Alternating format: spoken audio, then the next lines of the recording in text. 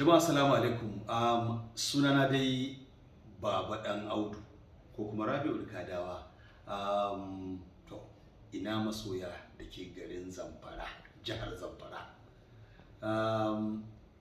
Idan Allah ya kai mu wannan sallah za mu gabatar muku da wani ƙanƙararren wasa a jihar Zamfara, musamman a garin Magarya.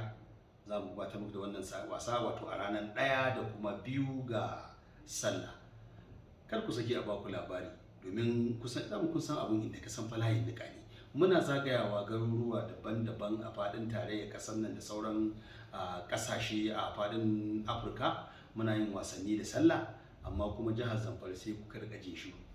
To wannan karin layin nika ya zo kanku. Za mu gabatar da wannan wasa a ainihin garin Magarya wato a ranar 1 da kuma 2 ga watan sallah idan Allah ya kai mu.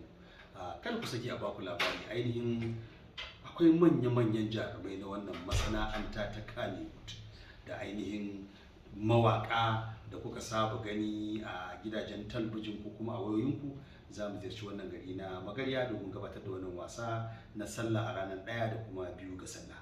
Wani abin sha'awa da wannan wasa shine ɗaya daga cikin ɗanku wato Aliyu Magarya, shi ma aka ce dama an ce na kawo ƙarfi ta buwa ne ya girme ni.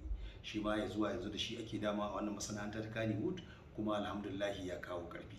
Shi ma ya yi alƙawarin lalle ilalla da shi za a fafata a wannan rana ta 1 da 2 ga watan sallah a wannan gari na Magarya. Al'umman Magarya da mutanen ainihin ƙauren na Moda, kai har ma da mutanen da suke cikin garin Gusau, kar ku sake a baku labari, ba ku da gurin da za ku je ku shakata a wannan sallah illa a garin Magarya. Abin ba sai na faɗa ba, mu haɗu ta ka wai da jakin kuturu ya biyo tsi.